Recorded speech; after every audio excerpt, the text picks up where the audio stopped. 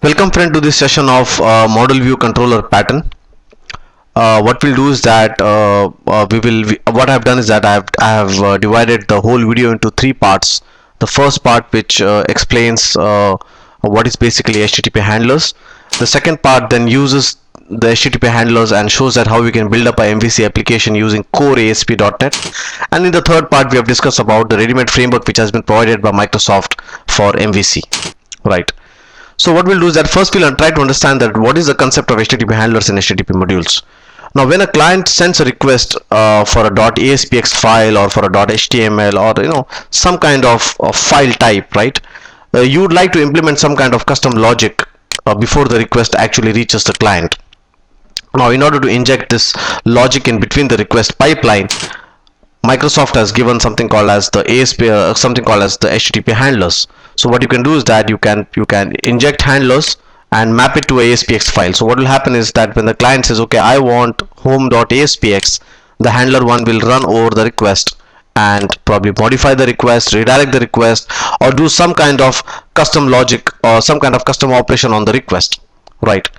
In the same way, you can map one handler to multiple file extensions like a GIF or a JPG. For example, you can see on the figure that we have mapped HTTP map handler 3 to two resource types, that is the GIF and the JPG. So basically you can say that handlers look at the file extensions, look at the request, and then injects himself in between the request, depending on the file type requested, it injects on the request, right?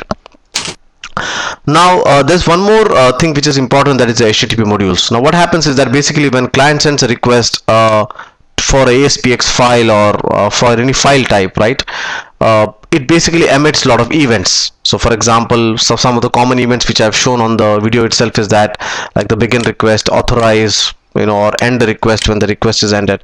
Now what HTTP modules does is basically actually listens to these events and helps you to write logic on those events, right? So you can say that HTTP module is more event based, while HTTP handlers are more file type based. So you can say that modules can be injected before and after the handler, while handlers are injected or executed depending on the file type, right? Now that we have understood the concept of HTTP handler, saying that okay, HTTP handler works on the file type, so it says that if you have a specific file type, you can inject a logic using HTTP handler depending on the file type, while HTTP modules basically listens to the events of the request pipeline and helps you to implement logic in those events. So what we'll do is that we'll take up a simple sample. So here's a simple VS 2005 application. What we have done is that I have created a handler and I have created a HTTP module. So I have created a HTTP handler and HTTP module, right? So in order to create a handler, what you need to do is that you need to first create a simple class of .NET, and you need to implement the iHTTP handler, and you need to override the process request method. So here's where you will actually put your logic, here's where you'll put your custom logic in. Okay. Now once you have written the logic for your handler in the process request method, you can map this handler to any file type. So to map the handler to a file type, you need to make an entry into the web.config file. So for example, I have said, okay, my handler will execute when somebody requests for a .shiv file or a .querala file through the application, right? In order to implement HTTP module, it's pretty simple. Again, we implement the iHTTP module. Interface, and then we can start overriding or we can start implementing the events which are interest of us. For example, I have implemented here the end request event and the begin request event. All right, and then once you have written the module, you need to just specify in the HTTP modules tag saying that we have something called as a CLS my module. So again, I'll just revise. To create a HTTP handler in ASP.NET, you create a class, implement the iHTTP handler, put your logic in the process request method. Over here, now the logic which I've written is that I'm just logging something to a file, and I'm displaying saying that you have requested for this URL. So there's nothing big happening over here, but in real application you can really write logic like authentication and authorization in this and make your ASP.NET application more decoupled. You can create in your ASP.NET application you can write your logic in a more decoupled fashion, I'm sorry, right.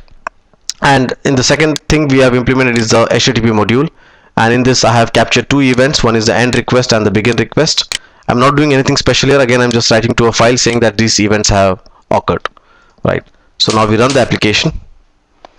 What I'll do is that first I will request for a x.shiv application, x.shiv file, because if you remember that in the web config file we have said that the logic in CLS myhandler will be executed only if a .shiv file or a .koirala file is been requested. So I go to the website and I say I request me a x.shiv file. Now as soon as the x.shiv file is asked for, right, the HTTP handler comes in between and executes the logic. Means what happens is basically the process request logic runs, and in the process request we have said that you need to display, or you need to write on the context saying that what URL you have requested, and you can see that the same thing has been displayed here, right. And the HTTP modules have executed in the events. So now if you go and see the C drive file, the log file which we have put over here, you can see in the request log file that it has basically logged all the events. The HTTP module has logged the events of begin request and end request, while you can see that the page handler has logged saying that which page was requested. So in this way, what basically we have done is that now we can implement or inject logic in between the request. Now we'll use the same fundamental and see that how we can implement MVC using core ASP.NET framework, right. So let's see in the next session that how we can use the same HTTP handler session and implement MVC in ASP.NET.